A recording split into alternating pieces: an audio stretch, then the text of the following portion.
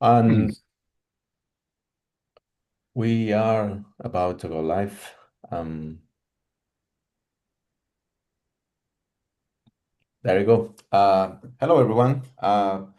Welcome to another session, Amplifying F-sharp session. We haven't done one of these in a while, so bear with me while I dust up my presentation skills.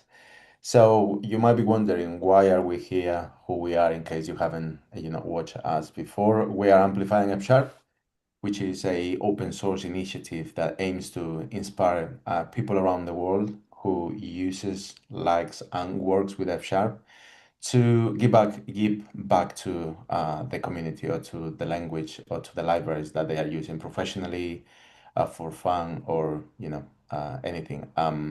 So if you want to be like Martin, who is our presenter today, you basically need to go to amplifyingfsharp.io, and in here you can read about a little bit more about us, who we are, our mission statement. We have a open collective.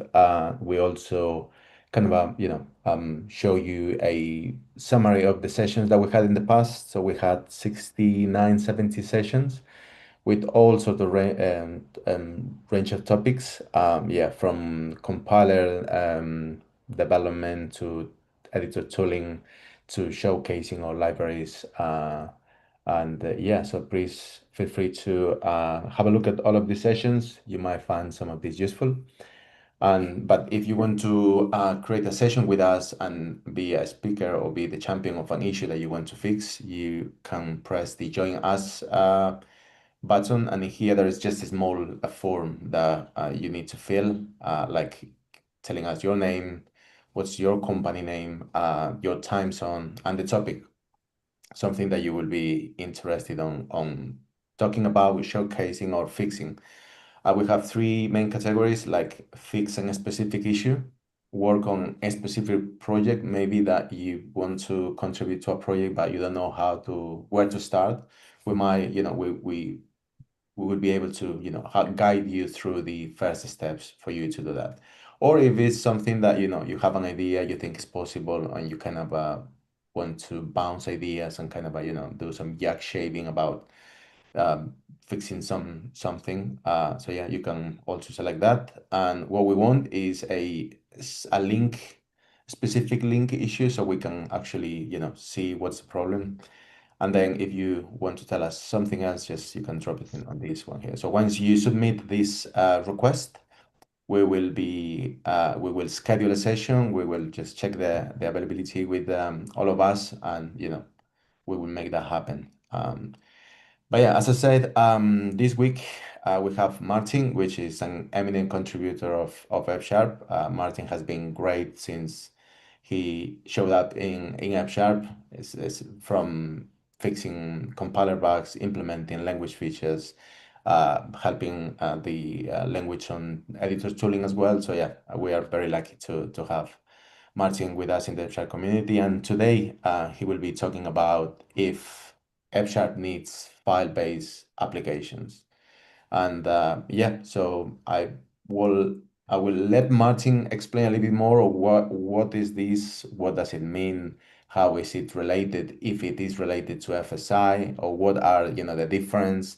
And just to mention that we are recording the session, and one of the reasons we are recording is because we want to use this as a language design discussion, where parts of the FSHA team might be watching at this, later, or will be part of the sessions, so we can actually see the problems that the champion of this issue is facing, and just have some open conversation to see if this can be implemented or if it's a good idea or not. So yeah, without further ado, I will hand it over to Martin, who is going to talk us about F Sharp and file-based applications. Okay, thank you, Edgar, and thanks for inviting me. Let me share my screen. Here we are. My idea is to give a brief introduction to what I've done here and what my current thinking is, and then actually go into a discussion with everybody to just collect all the knowledge and opinions of where we could go with file-based applications. So a few weeks ago, the whole thing started a few months ago, right? With this announcement of .ren for C# file-based applications. And that immediately, stirred up opinions in the F# community. Do we need something like that? And what do we need then? That got me interested, and I always believe that the best way to understand something is to start working on it. So that's what I did, and then first had to see what does that mean working on it. Do I have to do something in the F# compiler repo to have access to the compiler internals, or do I have to extend the code of the SDK? I ended up creating a separate small project that I called OneFS. That is actually a .NET tool. So that also gave me the opportunity of learning what such a tool is and how you create it and how you upload it to NuGet and so forth. And what I've done now is a demonstrator, right? This is far from being a product. A demonstrator to see what file-based applications mean in F#. You can simply install it with just the .NET tool command and run it with a F# file as an argument. In that F# file, there can be certain directives that let you access references. This is similar to what C# did, slightly different syntax, and also a bit extended. So I added also like projects that you can reference.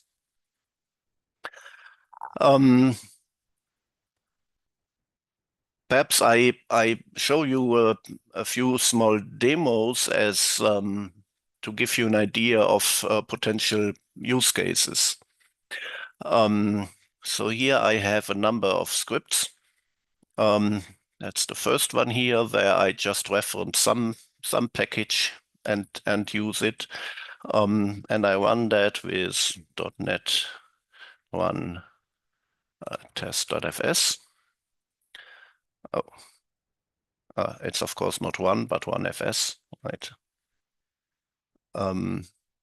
And in the background, it's compiled and run, and it has no output here. But that's the basic thing that we expect from a runner of a file-based application. Now, for C#, I believe file-based applications is really a nice step. It's for me a follow-up to what happened some time ago, that we don't need an explicit entry point anymore. Can just put statements in a file, and this now allows you also to just run that file without further project files and artifacts and so forth. So not a huge, but a very nice step for C#. For F#, the situation is a bit different because, of course, we had that always in F#. We have FSI, and we can run scripts and basically have that same functionality. So the question is, do we really need more? So here we have the same thing, just slightly different syntax for the reference, and we can run that, of course, with .NET FSI test.fsx. And also here the same thing happens or does not happen because I don't have output here. You see one difference here between those two files, and that's the colorization, because the editors for a long time support .fsx file scripts in F# with colorization and the tooltips. And that is not the case over here. So that would be something that would need to be added if we really want to go that direction. Which, by the way, I have often thought would be nice to have colorization also in just standalone .fs files. To go into different examples here, I reference a project. So this is the script file, just those 3 lines. And here I have a subdirectory with a very little project that just has one function in there that returns the integer 1. And if I run that thing,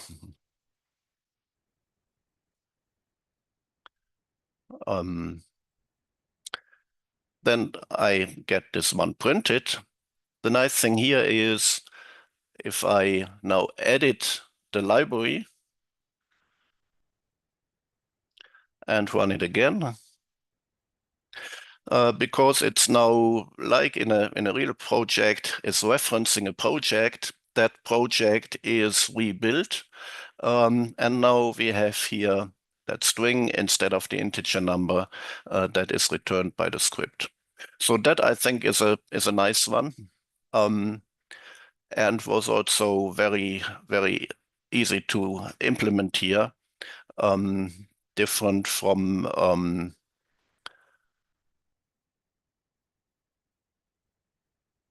FSI, where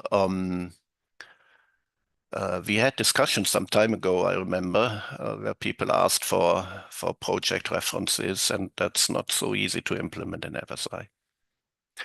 Here is the next line, added a second library that does basically very similar stuff, just returns 2. But here we have referenced it as a DLL, so a normal old-fashioned DLL reference.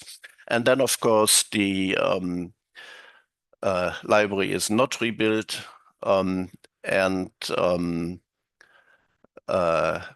If I change the library to, that will not be reflected in, oops. What's happening here? That will not be reflected in the outcome here. So as we expected, like we have it also in real projects. Then here's a third one where I reference actually a source file, and I also show that you can use environment variables here. That environment variable is not set at the moment. So if I run this one, we get an error message. Here it is. And if I set that variable to the source file that I have and run it again, then it's actually referenced. This is a scenario like for my Code of Advent exercises, where I have just a few source files with the utilities that I always need, and I could just link them in here and use something like OneFS to run them. So there are a few use cases like this one and the one with testing the library where it might be useful. At the same time, the step is by far not as big as with C# because we have as FSI. When I posted about OneFS, we had a discussion there in a language design discussion thread with different ideas coming up. If we want to do something in that direction, should it be close to what C# has done or closer to what FSI has done? And to go further into that discussion, I have created this table here that shows on the one hand what FSI is doing, on the other hand what this OneFS is doing, and maybe people have ideas what we in the long run perhaps want from a .NET 1 for F#.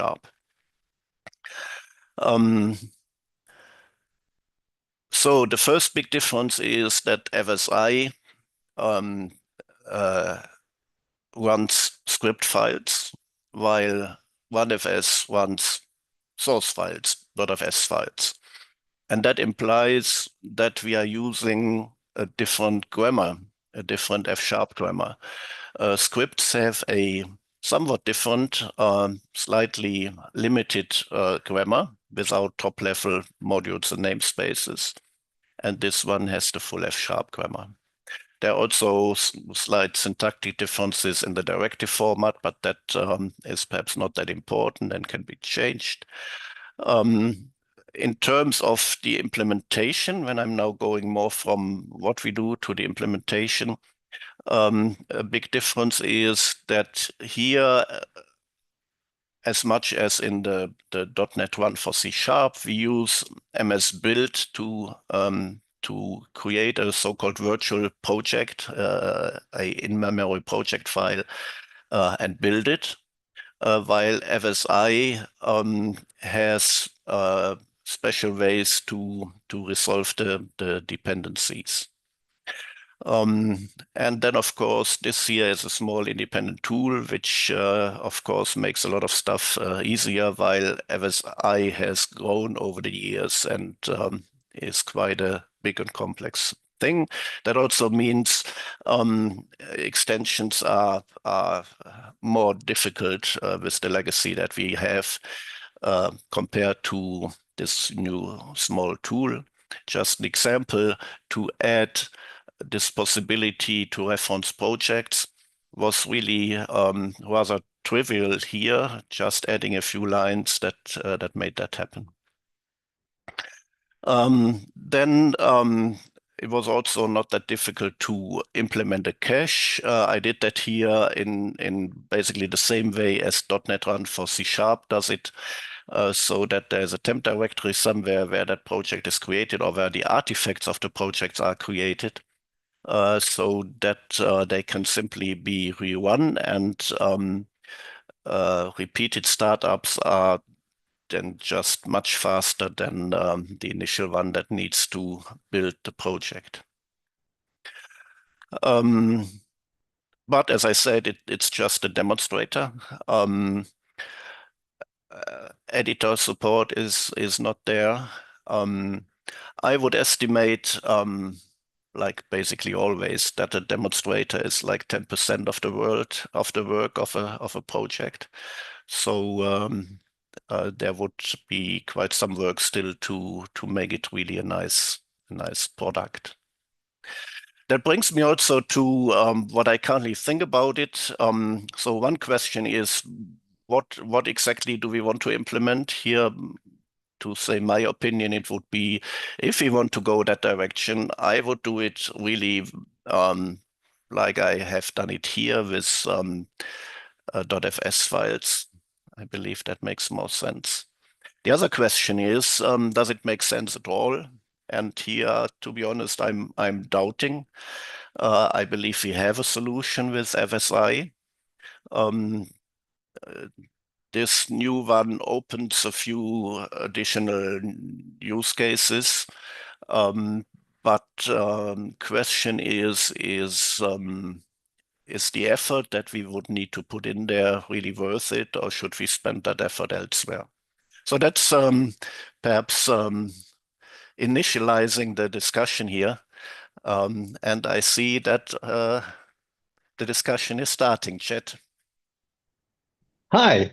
Okay. So I want to say a few things, and also I missed the very beginning. Edgar, did you introduce some of the folks that we have on chat here? Yes, I did mention Okay. that. Yeah, the language Thomas from the Fchat team is also joining the session, as well as you. And I think I didn't introduce this third person on the session as well. Yeah. Maybe you So have, Jan is here, and Jan is great. Everyone should know Jan. Everyone should have the chance to work with Jan, or a Jan, a person like Jan, at some point in their careers. Jan has implemented the vast majority of C#'s single file app experience today for .NET 10. He has broad experience across all the layers involved, from the Roslyn grammar side to the actual implementation in the .NET SDK itself, and through the language support in VS Code. So he is our one-stop shop for how did C# tackle X. But before we get into that, I want to address the question that Martin put up, which is, should we do this? And there are a bunch of reasons that I kind of want to outline around the way I think about this. I'm putting on my PM hat right now. I'm not F# languages PM, but there is, first and foremost, a perception that goes with, right? New feature comes out in the CLI. It has first-class support for C#. F# does not have that support. F# community goes into a tailspin, right? Right. Especially because, as Martin alluded to, we have this history of having a similar feature, and this thing that comes out looks like the mutated child of it. And so there is an initial reaction, why didn't they just X? Or why do we need this new thing, right? So I think it's important to note, to sort of split the use cases for FSI and real projects, right? FSI is great for interactive, experimental development. It's great for things like literate programming as well. It is a really nice model for hosted scenarios as well, because we have the F# interactive expression APIs that can be hosted in any .NET application. And if you do this, then you can use FSX as a free way to introduce scripting into your app, right? So it has a number of use cases that are laser targeted at iterative, incremental experiences. But the majority, I would say, the mental model that most .NET developers are more familiar with is the project-based model, right? They are, if not comfortable, then at least familiar with concepts like package references and project references and properties and things like this. And so the question becomes one of how many of these concepts and files are actually necessary to accomplish the goal. And that's what I see this whole feature more as. It's not about supplanting or replacing FSI. It's about reducing the concept count and the sort of conceptual burden on the user for the 80% scenario of working in .NET, right? And so what you found, Martin, actually resonated very strongly with me. Certain things that were difficult to do in the FSI space were very natural to do in the project-based space, because you are building on top of the shared, known, consistent infrastructure of MS Build and the .NET SDK, right? So to me, there is both like a political reason to do this, which is anything C# can do, we should also be able to do, unless there are like clear technical reasons why not. But then there is just a usability side as well. Most people don't need the whole project file. Most people don't need to know what their target framework is, right? The other intent of this run file feature in general is to give us as tooling authors the ability to opt into better defaults for this scenario as well. Concrete examples of this: when you pack a file-based application, you get a tool. Just that works, right? Because we think that is the way binaries should be distributed by default, right? When you publish a file-based app in C# right now, you get an AOT experience by default, because we think that is what the default experience should be in 2025 for .NET binaries. Not C# binaries, not F# binaries, .NET binaries, right? So it's one part about the capabilities of the file format, but much more so it is about being an entirely new way of working with .NET code, and in this new way, allowing us as tooling authors to define a better set of defaults. So I'm gonna stop talking because I've been talking for a while, but as you might be able to tell from this whole spiel, I think this is something that we as a community should do. Now I'll shut up.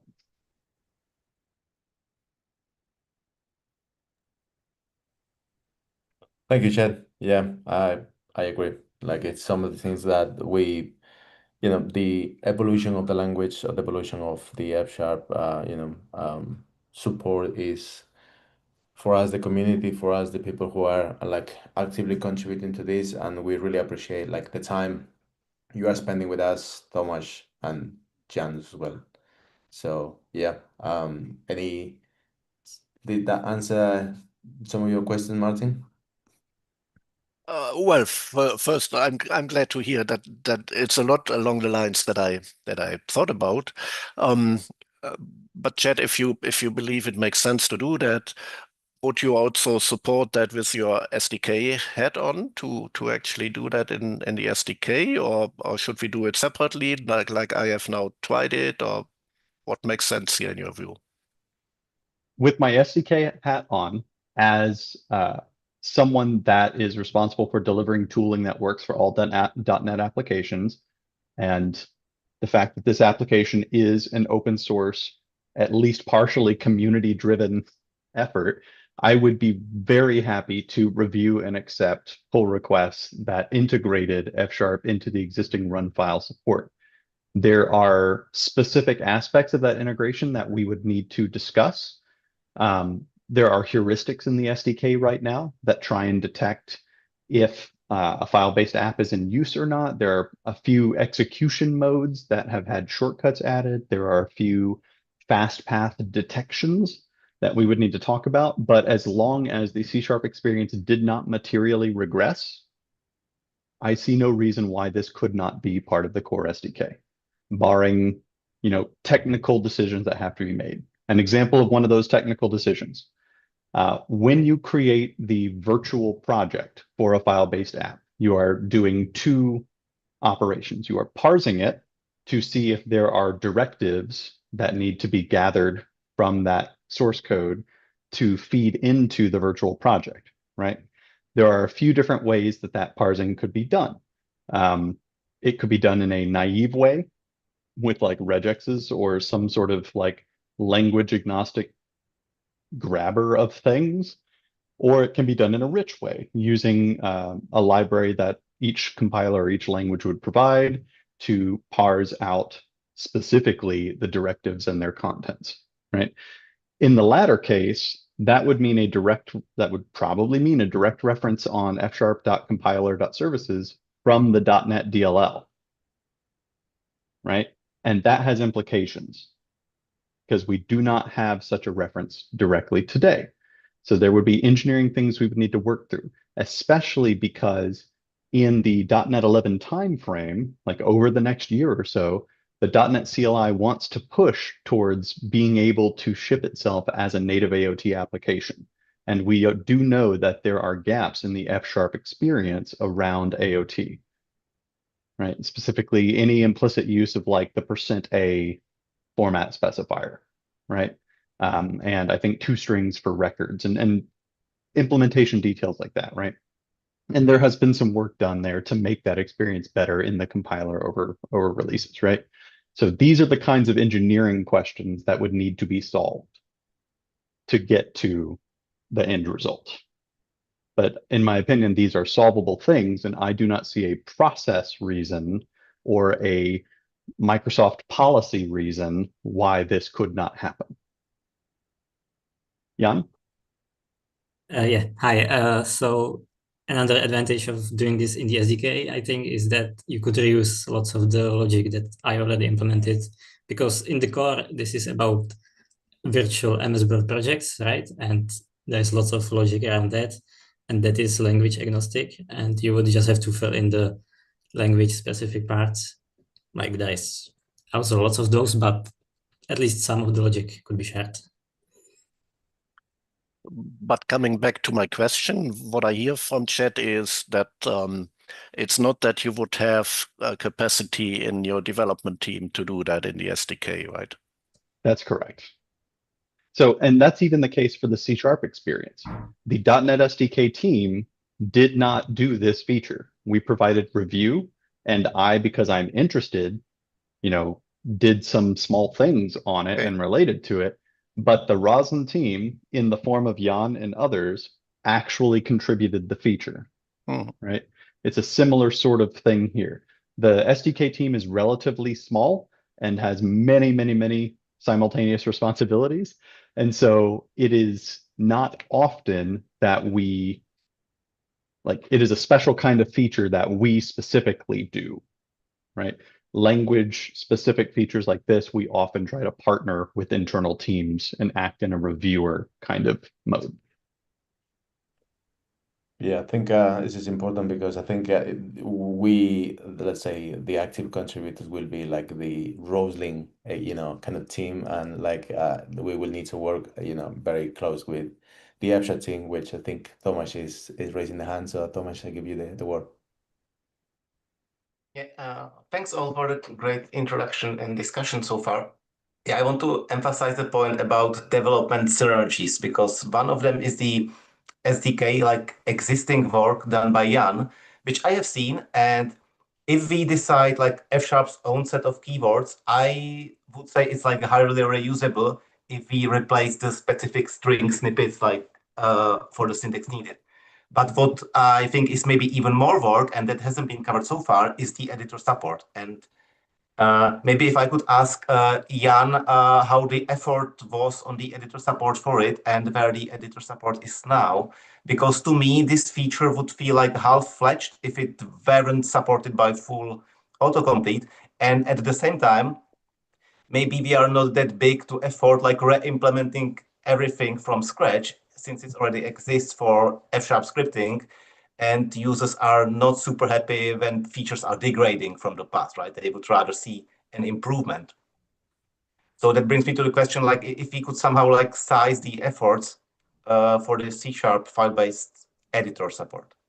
Yeah, so there was actually another developer, Roslyn developer, Ricky, working on the IDE experience mostly. So that probably partly answers the question, because there was me working on the CLI and another developer working on the IDE. So that's like a lot of work. But in general, the IDE basically just asks the CLI for the virtual project, and then the experience works as for a normal project, just on the virtual project, right? So it also kind of reuses all the existing, but it needs to support this new model of file-based apps. So when there is a file that is not part of any project, it needs to like go different code path and obtain the virtual project and stuff like that. I'm not sure about F#, but in C# we actually didn't have editor support for scripts, although we have C# scripts that almost nobody uses. We didn't have editor support for them, so maybe if F# has this already, it could be even easier. But So I can speak to that somewhat. So Jan, you're talking about the run API command. yeah. Yeah. So there is a hidden command, and when I say hidden, please don't think it's anything sinister. A hidden command is merely a command that is not represented in help output. But there's a hidden command called run API in the .NET SDK that is part of the infrastructure to support these files in DevKit. And C# or just DevKit, Jan? Yeah. Sorry, So- it's actually C# because it's implemented in Roslyn, but Gotcha. But importantly, only in VS Code. Currently, that is the only experience that we support this in, and for C#. And so when we are thinking of costing the editor experience side of this, Tomasz, I would be perfectly happy to stay in alignment with that. However, that would push the cost of the editor side over onto the community through FSAC. So the run API command is called by the editor, and it gets like the logical contents of the virtual project there. We could take that path for F#. However, as Jan said, we do have a history of supporting other experiences for projects, right? We have the whole ProjInfo library that is about tracking and understanding F# workspaces that could be expanded to understand file-based apps and report logical project configuration spec. Jan, for your benefit, all of the F# editor experiences are built on top of a structure called F# project options, which, when coupled with a source file, lead you into parse results and check results that then drive all of the editor features. So we already have this logical representation of the important parts of the project file for a particular source file. And so the difficult question that we would need to be able to answer is how to synthesize this F# project info correctly for this kind of file. So those are questions I think we can answer relatively. I don't think we would try and model them directly in maybe F# compiler service like we do with the interactive experience, because to do this correctly, you would need a much more like MS Build aware toolchain. And I don't think we want to put that into the compiler services. So that might live in an IONIDE library instead or something. Tomasz, thoughts? Yeah, maybe another question. So how does that work at design time, where I start typing a package reference and I immediately want to get like dot and autocomplete on the next line? Is the API command involved by the plugin like on every line, or like does the editor plugin need to be aware of the syntax? Meaning like every editor needs to have its own like detector of special syntax to know when to call this run API command. So it should work similar to projects, right? Because even in project-based app, if you add new package, the IDE today starts a restore, and then you will see the IntelliSense. There is some delay, obviously. And for file-based apps, it's similar. I think you need to save the file before it picks it up, but I didn't directly implement this, so I'm not sure.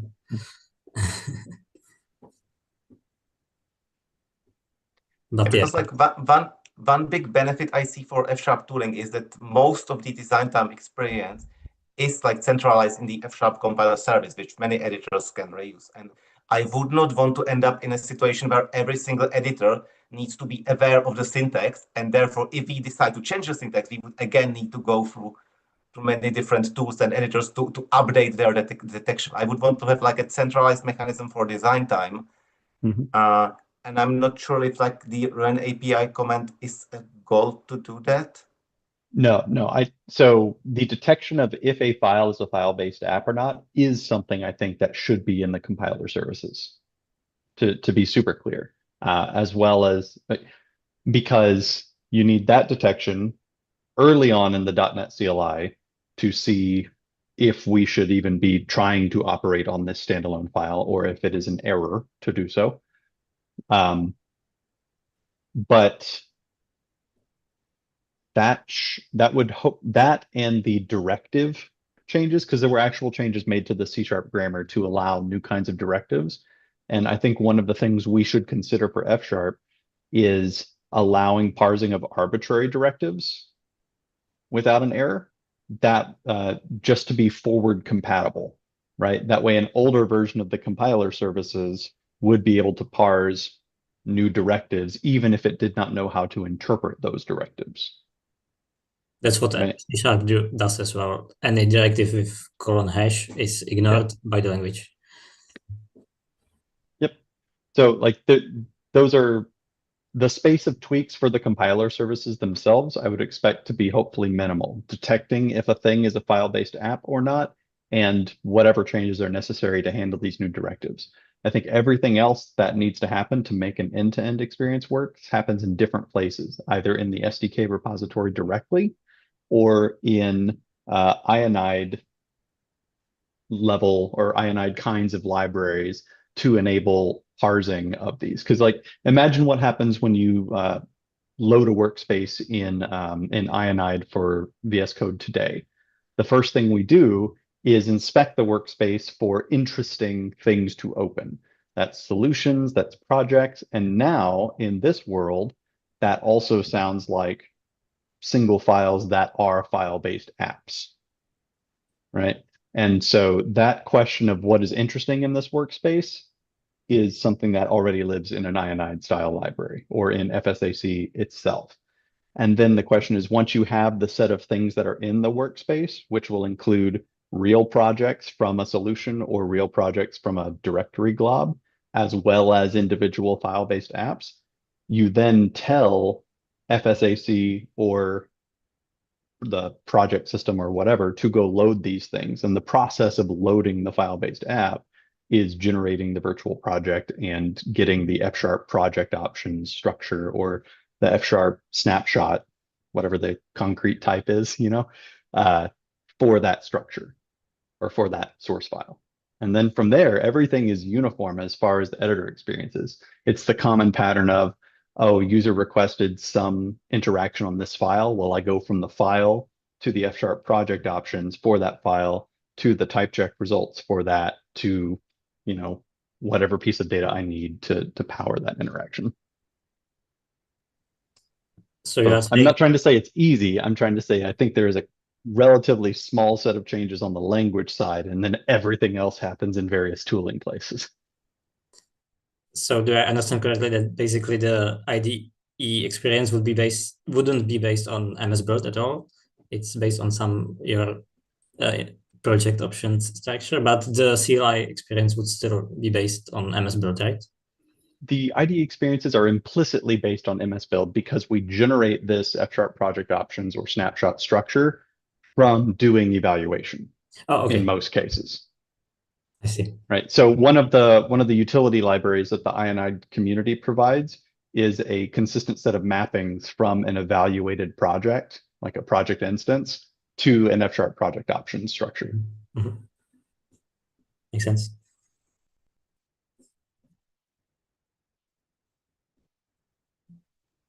Sweet. So we know everything. There's no open questions. You all should have this implemented in like a week, right? Yeah, it's very, to be honest, I'm really glad that we are getting to this stage where we can actually answer the questions, get the questions in. It's kind of, very, very important because Martin and I spoke about this maybe 3 weeks ago, and we came up with okay, let's try to do something like small and that works, and then kind of share to the rest of the community to see what's the appetite for this. But yeah, go on, Thomas. Yeah, and I think we can conclude that we all want the feature. We all want the same SDK commands to be supported, even with the same architecture, meaning there is a preprocessor which sees the file first and then passes it for actual F# evaluation. But maybe I would like to pause on a totally different angle, and that's the actual syntax. Because that's something we can decide. It does not have to be the same. And there would be like a usability or an also application benefit of trying to support a subset of existing script files. At the same time, there's a benefit of being in line with C#, right? So there's two angles. Do we want to please people who have existing scripts? And maybe there's a way to support like a subset of existing scripts which use the NuGet references as it stands, and maybe those people would get immediate caching benefit, immediate perf improvements. Or the other angle, do we want to stay in line with C# and then also benefit from the, lot bigger marketing push the C# feature tends to get, and staying in line with the C# syntax, which is, however, not represented in today's script files. Yeah, that's maybe like more. I would choose for the latter to go the same way as a C#, mainly because there are a lot of small differences in the semantics of these directives, and I would rather say we do something different here. It's also for source files, not for scripts, and use just the same syntax as C#.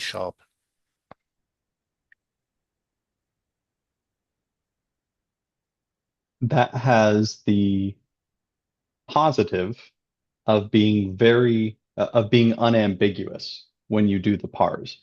If you see any of the new kind of directives, so # or whatever, that immediately signals that the file must be treated as a single file app. If you try to reuse the existing syntax, you have to do additional logic to determine that or not. So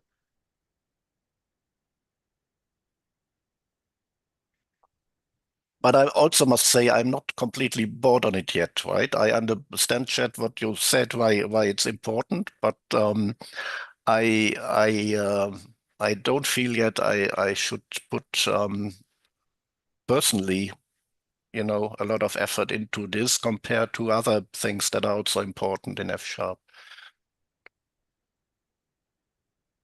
Do you see longer term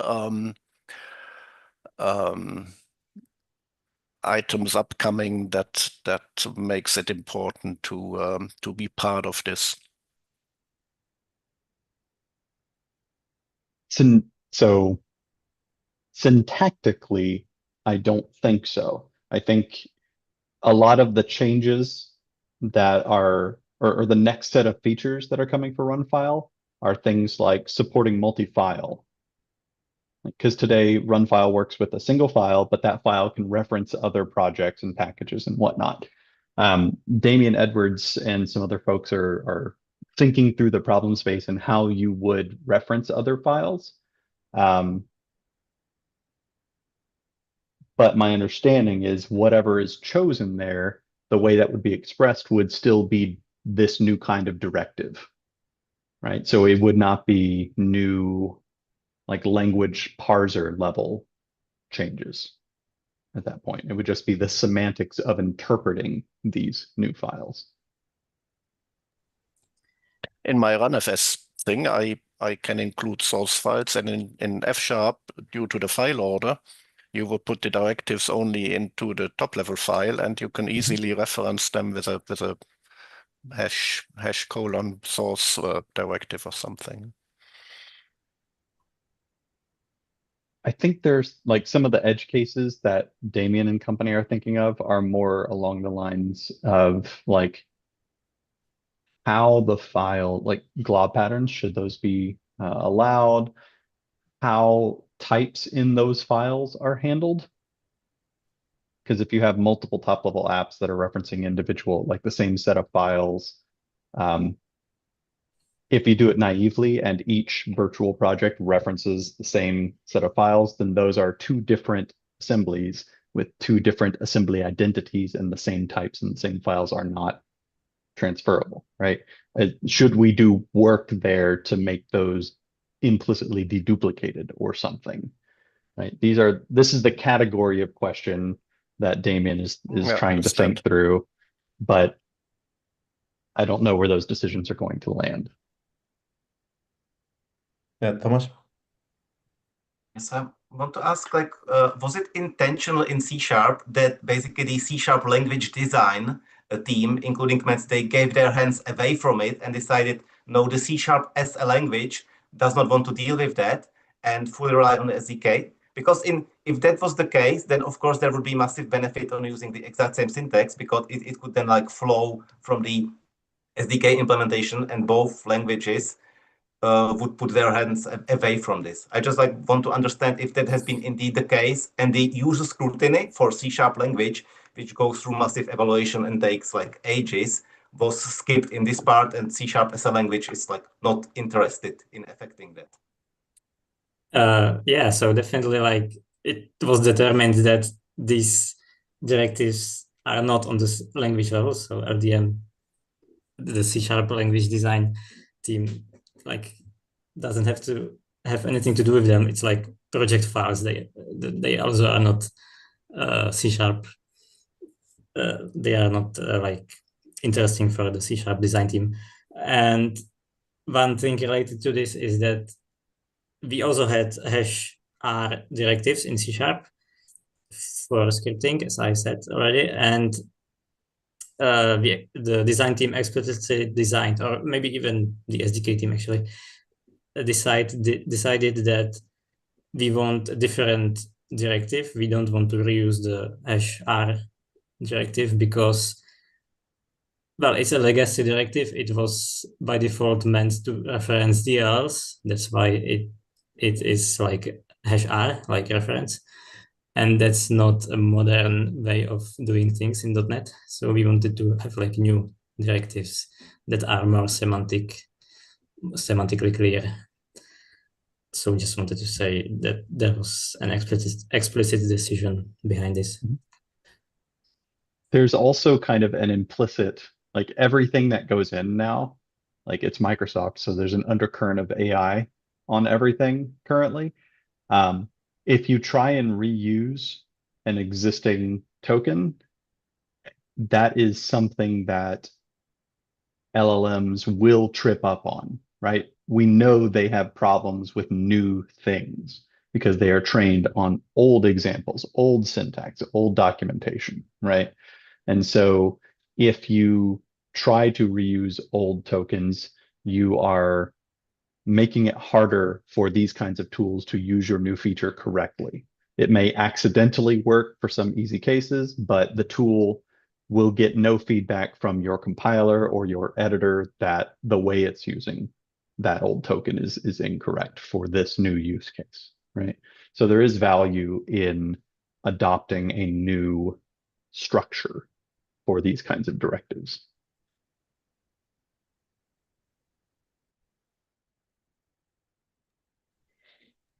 Which is like such a weird way of thinking because like my entire career, it's been maintain compatibility, right? Like try and reuse things that concepts that exist already. But it turns out in some cases that is a negative attribute. Yeah, I think it's worth mentioning that I think like Martin said, this is a design like meeting like roughly to agree on if we need this feature and kind of a size up the feature, like say how difficult it's going to be implemented. I kind of have you know uh, the parts involved, like the editor tooling that Jimmy and you support, Rider as well, and Visual Studio and all of that. So I think we have a good starting point, and we have answered like you have answered a lot of questions. And thanks, Jan, for being in the session, Thomas as well. And yeah, just maybe have a little bit an extra question for Martin, like as a use case. Is it is the RunFS should be able to support, let's say, cases where you can reference different SDKs on the same project file? Let's say you have, like I saw a PR in the compiler, I think maybe a couple of weeks ago, where we were trying to test things like, the way that the anonymous record had been the code that is being emitted on different versions to make sure that they are backward compatible. Is it, the project file base, will that work in a case where you want to reference different SDK versions? Yeah, I guess that would be not that difficult because the SDK directive is there, right? I did that in the same way as the original. And you have the option to use environment variables, and then you could, with the same .fs file, but by just setting the environment, use it for different SDK versions. Yeah. Yeah, kind of I like assume the .NET Run also uses the global JSON if it's in the same folder, right? That's given that if you place a global JSON in the same folder, it just like takes that, or I would assume it does. Yeah, everything, even like directory build perps files, basically everything works.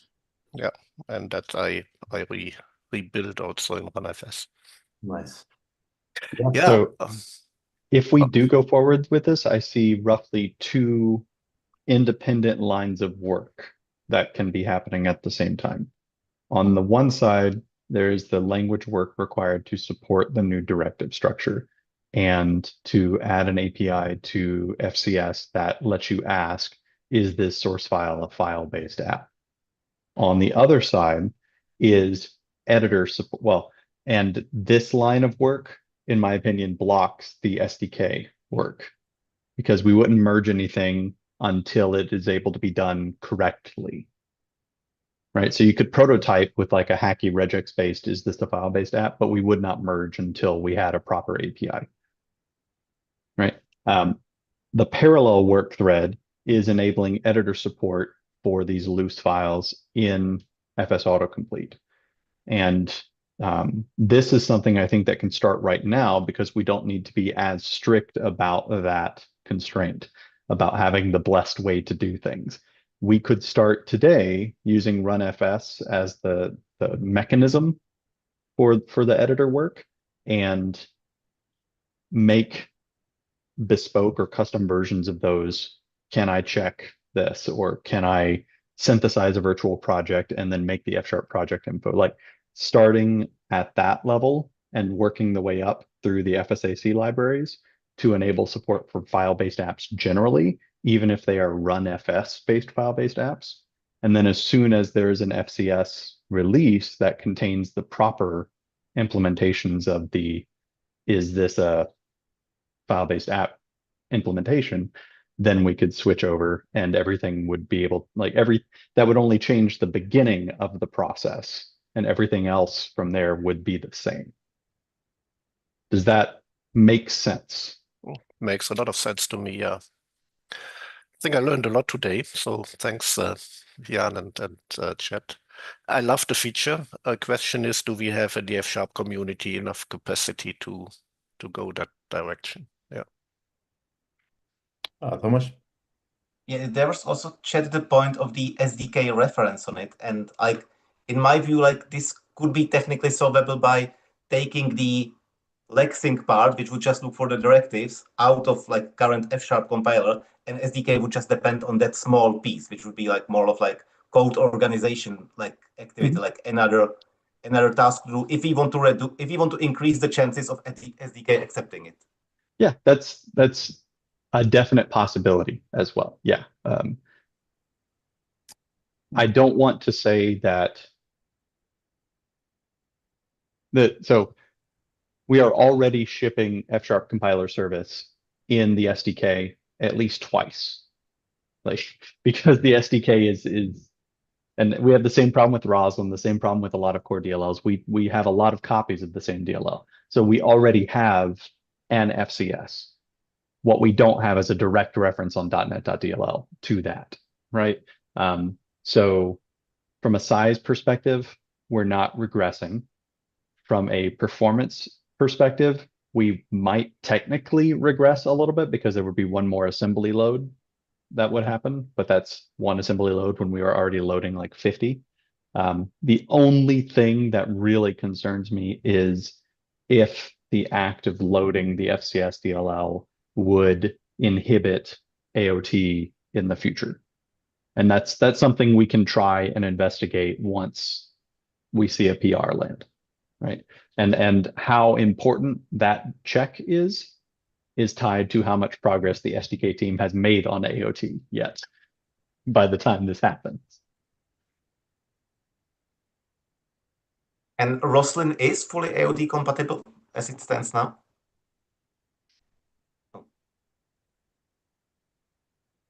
There are ongoing discussions. The SDK wants to be AOT, and that impacts Roslyn, that impacts parts of MS Build, that impacts NuGet, right? We're at the phase of this where we are identifying all the dependencies and putting out feelers to the partner teams. And because the SDK is made up of multiple commands, AOT is not going to be a binary switch. It's not going to be today we are a managed DLL, tomorrow we are an AOT native binary, right? It's going to be a staged process where at some point we will have an AOT entry point, and that entry point will be able to do 2 commands end to end, but all of the rest of them need to be punted over to the managed implementation, right? And over time, the size of the managed implementation will decrease and the capabilities of the AOT version will increase. So, at least dash help should be easy. You'd think, but no. No. So yeah, is there any other question from the chat here in Zoom, or let me check on YouTube? Don't see anything. But yeah, I think in terms of next actions for us, the community, to kind of see if we have, like Martin asked, do we do we know if the F# community has capacity for this? The short and clear answer for that is much. I don't think so, because this is kind of this was born by like a roughly conversation between Martin and I through a Slack channel, and kind of Martin went and just did the whole thing, and it was kind of a test to prove if this is feasible or not. We have, like Martin said, 10% of the work might be done. It is possible. We needed to know, like, if it's possible to merge it in the SDK, what do we need from the language, from the F# compiler services point of view, from FS of autocomplete. We might need to check with Eugene as well to see, like, is there anything that you are missing for you to implement this as well for Visual Studio. But I think next steps, like Martin suggested, that it was like maybe create a language discussion that's already happening, and coming up with a language design to outline, what's the use case, the minimum viable thing that we want to implement, look for edge cases. And yeah, that in that topic, Martin, maybe you could also show us what we have been doing, or you have been doing a lot in the language design specification, to kind of showcase where that information might live in the future, or what we're trying to achieve with the specification. I can briefly show what we've done there. Yes. But it's not that much related, I would say, right? We have now the language specification that used to exist as a Word or PDF file only. We have now a website where you can look at it. Also here, there's a lot still to do. So these are all the RFCs that came after the 4.1 version that we had as a PDF, and have converted here into this. So there is a lot to do to convert or to add these RFCs to the specification. But we've got people interested in helping and supporting. So a few things are being added right now, and I'm quite happy that we have this way to have better access to the specification. Yeah, I mean, I just wanted to say that might not be related, but our aim is that any feature that is being implemented in F#, that we agree, we design together, we shape it together, it's merged on the language design. Yeah. That's really important, that for new features we do in the RFC also a better documentation of what needs to change in the spec, right? The RFCs are often incomplete or not up to date. So I think that would be good, that for new features we have a better eye on this, and I know that Thomas is doing that already. Yeah. Yeah, definitely. Yeah, I mean, thank you everyone. Thank you, Thomas. Thank you, Chet. Thank you, Jan. Thank you everyone on the chat. Yeah, like keep an eye on this space. Might not be sooner that you think or you hope for this to be implemented, but as an Amplifying F# initiative, we are trying to get in contact with people that we trust, we understand, we know they're like they're quality implementers, and they know what they are doing, to kind of see if we can sponsor them. So yeah, if you are in the F# community, you want to just implement something in the language, talk to us, talk to me, reach out, and then let's see if we can go from there. But yeah, from that, thank you, Martin, and we will be back soon. Cannot promise what date, but we are working on something with the spread operator. I'm not going to, it's just the hint. We might have a spread operator hopefully in near versions, near sessions of Amplifying F#, and we're going to show how cool and what kind of cool story happened in there, where we, just we're talking behind the scenes. It might be this possible to kind of, doing something like this, and hopefully we will also sponsor that person, Brian, as well. So hopefully everything. I don't want to put pressure on Brian, so Brian, We trust in you, we believe in you, and we will support you as well. So yeah, thank you everyone for attending to the Amplifying App Chat session, and I will see you in the next one.